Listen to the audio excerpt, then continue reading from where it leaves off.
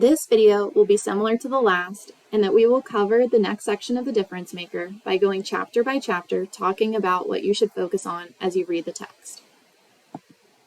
The second section of the difference maker focuses on the big 5 attitude obstacles, which are discouragement, change, problems, fear, and failure, and then the conclusion of the book at the end.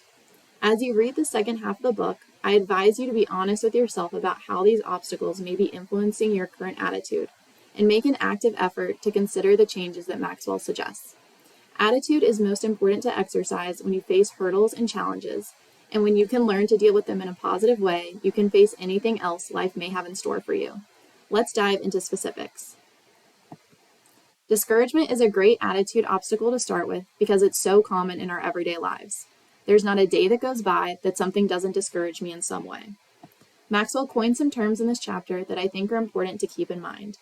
He says there are 2 types of people, splatters and bouncers, those who either hit the bottom and stick and can't be put back together, and those that hit the bottom and bounce back up again. After reading this chapter, I found myself thinking of this during hurdles I faced during the day. I asked myself if I'm going to be a splatter or if I'm going to bounce. This chapter also includes 5 steps you can take that will help you keep a positive perspective so you can overcome discouragement and move beyond it.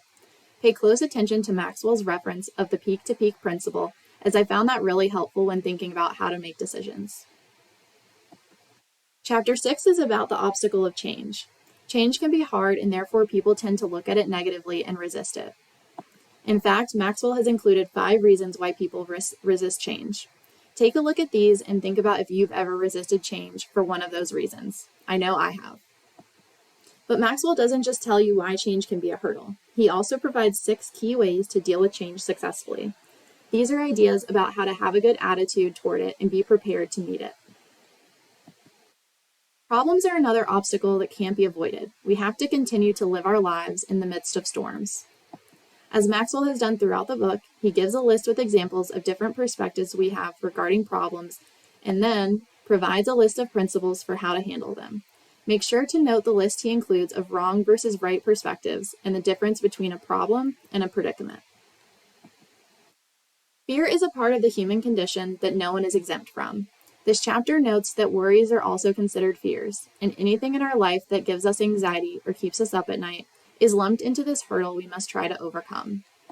Maxwell claims that there are 5 main destructive effects of fear and lists them in this part of the text. It's interesting to see how detrimental fear is to our overall well-being. Now that we know the effects of fear, Maxwell provides 8 steps for anyone who is having difficulty moving forward because of fear.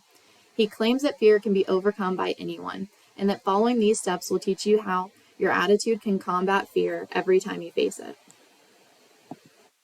This chapter gives an insight into another crucial human experience.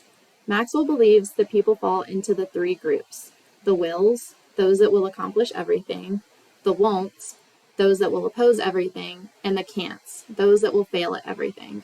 And again, this all comes down to attitude. Those that fall into the can't category tend to have 4 things that draw them in. Try to see if any of these factors have caused you to fail in the past.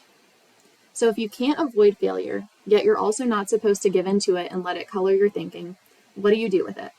Maxwell says the answer is to profit from it, and he lists 10 ways in which you can do so. You have now reached the final chapter of the difference maker, and hopefully you've learned a lot about how attitude can be truly life-changing, and that to be successful, you need to let the difference maker make the difference. Even though this last chapter is more of a summary of the book and is different than the previous chapters in this section, it still has the same format. Maxwell will leave you with 4 important thoughts as you finish the book in order to prepare you to harness the power of the difference maker in your life and the lives of others. He notes that he wrote this book and writes other books to add value to people's lives.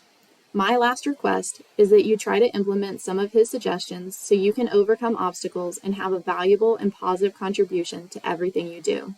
Try to wake up every day and choose the right attitude.